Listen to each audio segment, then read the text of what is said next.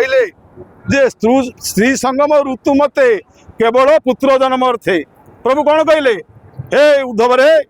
ये संसार जन्म देली तेणु पुत्रटी हेले क्रोध रक्षा कर। स्त्री संगम ऋतु मते केवल पुत्र जन्म अर्थे। आमे कौन करुचे ना जय श्री जगन्नाथ।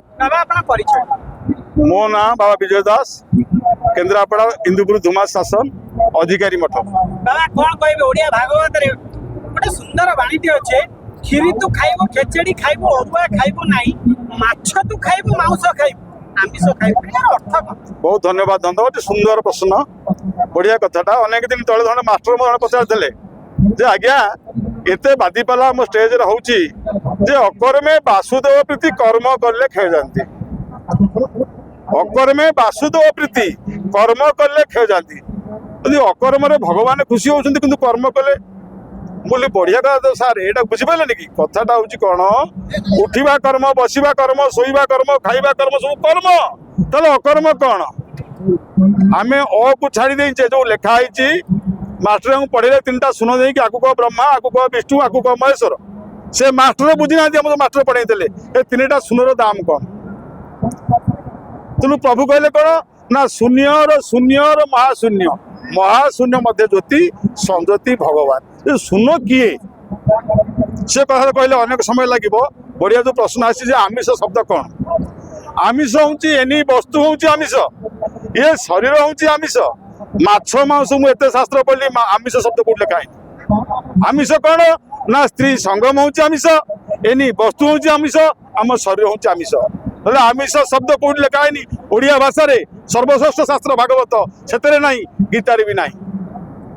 तेणु आमिष शब्द कौट लिखा है आपण मैंने कहतु किए गोटे आमिष शब्द पढ़ी कौटी। आमिष हूँ स्त्री संगम अर्थ आस मिष आमिष स्त्री संगम हूँ आमिष एनी वस्तु हूँ आमिष आम शरीर हूँ आमिष। तेणु खीरी खा खेचड़ी खा आमिष करा तार तो भागवत कहले जे स्त्री संगम ऋतु मते केवल पुत्र जन्म अर्थे। प्रभु कौन कहले हे उद्धव रे ये संसार जन्म देली तेणु पुत्रटी हेले क्रोध रक्षा कर। स्त्री संगम ऋतु मते केवल पुत्र जन्म अर्थे। आमे कौन करुचे ना प्रभु पुणी कहती 12 मासरे 12 थर जदि पार चूड़ा कर आमे चिंता करुचे बर्तमान आजिका डेट दिन को 24 थर हो राति भी 24 थर हो सत्य मिथ्या नहीं कहीं ना वर्तमान ये कलिहत मानव विशेष कर मद पीवा एवं सिंदूर झील को उपभोग करवा मन में भक्ति मार्ग नहीं। चलतु ये लोक आ भक्ति अर्थ कौन धर्म कौन से पूछती। भगवान तो कहले धर्म कौन माने धन अर्जुन धर्म करी धर्म प्राप्त न रही कौन अर्थटा बुझे माने आम तो जन्म नगला आसले ये जीवा से नगला आमको गोटे अटा से अटा रही तो धर्म विषय आम ये रोजगार कले कंपिटिशन भल कोठा करी सुंदरिया झील बाहबी गाड़ी घोड़ा करी बैंक बालांस करी बर्तमान कंपिटिशन मार्केट धर्म समस्त भूली जाती। आज नेमाड़ आसी सहकरे नेमाड़ दिया मदामस्ती करा गंजे टाड़िया मद टे पीवा टे टोकी देह धक्का हो धन मु स्पष्टवादी मत जा यही हूँ मजा ना भक्ति ना भक्ति यदि कोटिए देख गोटे दियो भक्ति भक्ति मतलब कहीं भक्ति थी संसार कहीं था ए बुढ़ा बुढ़ी मैंने कहीं उपास बापा मैंने कहीं कहीं था रास्ता कड़े बापा मैंने कहीं उपास नहीं था मो स्त्री मैंने रसगोला खाऊ मो बापा खाऊ पानी कबाट कांदुची हाँ कि मो स्त्री भी रसगोला मान लुचेक दूसरी जी जन्म कला मन रख जिते उपस्थित मुझे समी को अनुरोध कर बापा माँ ठूँ देवता कहीं ना महापुरुष तो सार तले श्रेष्ठ देवता हूँ बापा माँ को देवता सुष्ट कहीं ना जहाँ पाई आम आज बालिया बालिया ये आईचे जी आमको तैयारी कर भूली तेणु आमिष शब्द हूँ भाइया स्त्री संगम आस मिष आमिष सी हूँ आमिष एनी वस्तु हूँ आमिष एवं शरीर हूँ आमिष आउ आमिष शब्द किसी ना ये सृष्टि तेणु से कहले खीरी खा खेचड़ी खा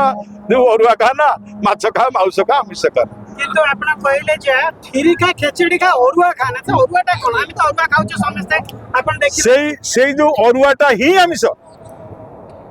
से जो अरुआटा ताकू तत्व मतरे कहले स्त्री संगम होउछ अरुआ भगवान कहछि ना अमृत प्राय जोनि दिशा तेणु धाइले काम आसे प्रभु कहछि भागवत स्पष्ट कहीं ना जो भगवान अमृत बांटिले से हाथ मारी तेणु आजिका पुरुष से पागल କିନ୍ତୁ ସେଥିରେ କିଛି ନାହିଁ ଧନ ଆମେ ନରକକୁ ଯାଉଛେ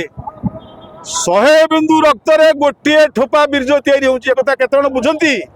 100 ଠୋପା ରକ୍ତରେ ଗୋଟିଏ ଠୋପା ବୀର୍ଯ୍ୟ ତାହେଲେ ଆମେ କେତେ ବ୍ରହ୍ମକ୍ଷୟ କଲେ ଏ ଶରୀର କାହିଁ ନଷ୍ଟ ହେଉଛି ଏତେ ହାର୍ଟ ଚୋକ ଏତେ ବିଭିନ୍ନ ପ୍ରକାର ରୋଗ ସୃଷ୍ଟି କାହିଁକି ହେଉଛି ନା ଆମେ ନିଜେ କରୁଛେ ପ୍ରଭୁ କହନ୍ତି ଆପଣା କଲା କର୍ମମାନ ବେଳୁ ହୋ ସାବଧାନ ଆମେ ତ ଅପକର୍ମ କରୁଛେ ଆଉ ଭୋଗିବ କିଏ ଏ ରୋଗ ଆମେ କିଣୁଛେ ଆମକୁ କେହି ରୋଗ ଦଉନାହାନ୍ତି ରୋଗ କୁଆଡେ ପଦାରେ ବୁଲୁନି ରୋଗ କରୋନା ହେଲା କହିଲେ ବାବା ଆପଣ ଇଏ ନେବେ ଭ୍ୟାକ୍ସିନ ନେବେ କଣ ପାଇଁ ନେବି କଣ ପାଇଁ ନେବି ମତେ ଡାଇବେଟିସ୍ 4 ବର୍ଷ ହେଲା 385 ମୁଁ ଟିକେ ଟଙ୍କା ମେଡିସିନ ଖାଇନି ମୁଁ ତ ଷ୍ଟ୍ରଙ୍ଗ ଅଛି ମୁଁ ସବୁ କାମ ଠାକୁର ସେବା କରିପାରୁଛି ମୁଁ ତ 100 ଲୋକ ପାଇଁ ରୋଷେଇ କରିପାରୁଛି ମୋର ତ କିଛି ଅସୁବିଧା ନାହିଁ କୌଣସି ପ୍ରୋବ୍ଲେମ ହେଇନାହିଁ ତାହେଲେ ନିଜ କର୍ମ ଦୃଢ ମନୋବଳ ସଦାବେଳେ ରଖ ପ୍ରତ୍ୟେକ ଲୋକ ମଣିଷ ଜନ୍ମ ଅଛି ପରସ୍ପରକୁ ସାହାଯ୍ୟ କରିବା ତେଣୁ ମୁଁ ଗୋଟିଏ ଅନୁରୋଧ କରୁଛି ଯେତେ ଜଣ ଉପସ୍ଥିତ ସଦାବେଳେ ଚିନ୍ତା କର ମୋ ପଡ଼ିଶାର ସମସ୍ୟାଟା କ'ଣ ମୁଁ ଡାଲି ଭାତ ଖାଇଲା ବେଳେ ସେ ଖାଇବା ଗଣ୍ଡେ ପାଉନି ଏଇ ମଣିଷ ଯଦି ଏତିକି ଟିକେ ବୁଝିବ ଧନ ରାମରାଜ ହେଇଯିବ ଭଲ ପବିତ୍ର ସମୟ ଆସିଯିବ କିନ୍ତୁ ଏ ମଣିଷ କେହି ବୁଝିନି ସେ ହେଉଛି ମୁଁ ବଞ୍ଚିବି ସେ ମରୁ ସେଥିରୁ କ'ଣ ମିଳିବ ଅଇଁଠା ବେଦ ହରି ନାମ ଯେ ସହଜ ଅଇଁଠା ନି ଅଇଁଠା କୋଉ ପଦ ତାର ଅର୍ଥ ହେଉଛି ଧନ ଯେ ଆମେ ଯାହା ଉଚ୍ଚାରଣ କରୁଛେ ସବୁ ଦାନ୍ତ ଲାଗିଗଲା ପରେ ସଙ୍କୁଡ଼ି ହେଇଗଲା ତାହେଲେ ଆପଣମାନେ ସମସ୍ତେ ଓ ଥରେ ଉଚ୍ଚାରଣ କରନ୍ତୁ ଦାନ୍ତ ଲାଗିବନି ଜିଭ ଲାଗିବନି ପରୀକ୍ଷା କରନ୍ତୁ ଗୋଟିଏ ପଦ ହେଉଛି ସାର ମରମ ଓମ୍ ଯେଉଁ 3ଟା ଅକ୍ଷର ସଂଯୋଗରେ ଓମ୍ ସେ କେବେ ଦାନ୍ତ ଲାଗିନି ସେ ହେଉଛି ପବିତ୍ର ସେ ଆଉ ସବୁ ଅଇଁଠା ଓମ୍ କେବେ ଅଇଁଠା ହେଇପାରିବ ନାହିଁ ତେଣୁ ଜଣେ ବ୍ରାହ୍ମଣ ଛୁଆ ଯଦି ଓମ୍ କହି ପୂଜା କଲା ସେ ହିଁ ସିଦ୍ଧି ଆପଣମାନେ ବି ଓମ୍ କହି ପୂଜା କଲେ ବି ଠାକୁର ପାଇବେ କ'ଣ କଥା ବୁଝିହେଲା କି ତେଣୁ ଯେଉଁ କ୍ଷୀର ଅଇଁଠା ନିର ଅଇଁଠା ଅବର ଅଇଁଠା ବେଦ ହରିନାମ ଯେ ସହଜ ଅଇଁଠା ନି ଅଇଁଠା କେବେ ନି ଅଇଁଠା ହେଉଛି ଓମ୍ ସେ ସଙ୍କୁଳି ଆପଣ ଉଚ୍ଚାରଣ କରନ୍ତୁ ମାନେ ଏଇଟାକୁ ପରୀକ୍ଷା କରି ଦେଖନ୍ତୁ ଓମ୍ଟାକୁ ଉଚ୍ଚାରଣ କରନ୍ତୁ କେବେ ଦାନ୍ତ ଲାଗିବନି ଜିଭ ଲାଗିବନି ଏ ଶବ୍ଦ ହେଉଛି ପବିତ୍ର ଶବ୍ଦ ସିଏ ହେଉଛି ନି ଅଇଁଠା ଆଉ ସବୁ ଅଇଁଠା ସଙ୍କୁଡ଼ି କାରଣ ଦାନ୍ତ ଯେହେତୁ ଲାଗିବ ଆମେ ଭୋଗ କରୁଛେ ଗୋଟେ କଥା ଆମେ ମହାପୁରୁଷଙ୍କୁ ଆସିଲେ ଆମେ ଫୁଲଟା ଦେବା କାହା ତିଆରି ତାଙ୍କରି ତିଆରି ଫୁଲଟା ତାଙ୍କରି ତିଆରି ଫଳଟା ତାଙ୍କରି ତିଆରି ଯେତେ ବସ୍ତୁ ତାଙ୍କ ତିଆରି ନା ତ ତାଙ୍କୁ କ'ଣ ଦେବା ମୁଁ ତ ମୋ ଜୀବନରେ କେବେ ଦୀପ ଜଗନ୍ନାଥ ମନ୍ଦିର ଜାଣିନି କେବେ